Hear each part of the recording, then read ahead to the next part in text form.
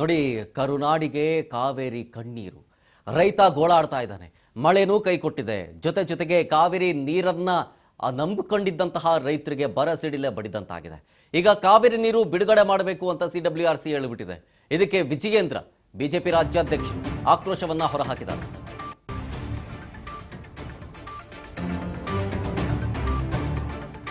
CM ಅವರು ಬೆಳೆಗಳಿಗೆ ನೀರು ಹರಿಸೋದಕ್ಕೆ ಸಾಧ್ಯ ಇಲ್ಲ ಅಂತ ಹೇಳಿದ್ರು. ಮನೆಗೆ ಮಾರಿ ಊರಿಗೆ ಉಪಕಾರಿ ಅನ್ನೋ ರೀತಿಯಾಗಿದೆ ಅವರ ನಡೆ. ಕಾವೇರಿ ನಿರ್ವಹಣಾ ಸಮಿತಿ ಮುಂದೆ ಸರಿಯಾಗಿ ವಾದ ಮಂಡಿಸಿಲ್ಲ. ಇದರ ಪರಿಣಾಮ ಈ ತೀರ್ಪು ಬಂದಿದೆ ಅಂತ ವಿಜಯೇಂದ್ರ ಕಿಡಿಕಾರಿದ್ದಾರೆ. ಸಚಿವ ಸಂಪುಟ ವಿಸ್ತರಣೆಯಲ್ಲೇ ಸಿಎಂ ತಲ್ಲೀನರಾಗಿದ್ದಾರೆ. ಅವರಿಗೆ ಇದ್ರ ಬಗ್ಗೆ ಗಮನನೇ ಇಲ್ಲ, ಇಂಟ್ರೆಸ್ಟೂ ಇಲ್ಲ, ಆಸಕ್ತಿ ಏನೇನೂ ಇಲ್ಲ ಅಂತ ಹೇಳಿ ಮೈಸೂರಲ್ಲಿ ಬಿಜೆಪಿ ರಾಜ್ಯಾಧ್ಯಕ್ಷ ಬಿವ ವಿಜಯೇಂದ್ರ ಕಿಡಿಕಾರಿದ್ದಾರೆ.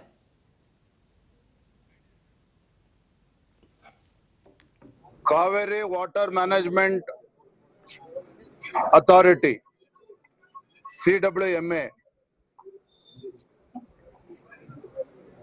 ಆ ಟ್ರಿಬ್ಯುನಲ್ ತೀರ್ಮಾನ ಮಾಡೋ ಮುಂಚಿತವಾಗಿನೇ ಕಾಂಗ್ರೆಸ್ ಸರ್ಕಾರ ಯಥೇಚ್ಛವಾಗಿ ಈಗಾಗಲೇ ನೀರನ್ನ ಹರಿಬಿಡುವಂತ ಕೆಲಸ ಈಗಾಗಲೇ ಮಾಡಾಗಿದೆ. ಮುಖ್ಯಮಂತ್ರಿಗಳ ಹೇಳಿಕೆಯನ್ನು ಕೂಡ ತಾವು ನೆನಪು ಮಾಡ್ಕೋಬೇಕು. ಕಾವೇರಿ ಕೊಳ್ಳದ ರೈತರು ಯಾರು ಕೂಡ ಬಿತ್ತನೆ ಮಾಡಬಾರದು ಅನ್ನುವ ಹೇಳಿಕೆಯನ್ನು ಕೂಡ ನೀಡಿದ್ರು. ಮಾನ್ಯ ಮುಖ್ಯಮಂತ್ರಿಗಳ ನಡವಳಿಕೆನ ಗಮನಿಸ್ತಾ ಇದ್ರೆ ಮನೆಗೆ ಮಾರಿ ಊರಿಗೆ ಉಪಕಾರಿ ಎಂದಂತಾಗಿದೆ ಅವರ ನಡವಳಿಕೆ. ಮನೆಗೆ ಮಾರಿ ಊರಿಗೆ ಉಪಕಾರಿ ಎಂದಂಗ ಆಗಿದೆ. ಯಾಕೆಂತ ಹೇಳಿದ್ರೆ ಇವತ್ತು ನಮ್ಮ ಈ ಭಾಗದ ರೈತರಿಗೆ ದನ ಕರುಗಳಿಗೂ ಕೂಡ ಕುಡಿಯಕ್ಕೆ ನೀರು ಸಿಗ್ತಲ್ಲ ಅಂತ ಪರಿಸ್ಥಿತಿ ಇದೆ. ಟ್ರಿಬ್ಯುನಲ್ ಆದೇಶ ಮಾಡೋ ಮುಂಚಿತವಾಗಿ ನೀರನ್ನ ಬಿಟ್ಟಿದ್ದಾರೆ.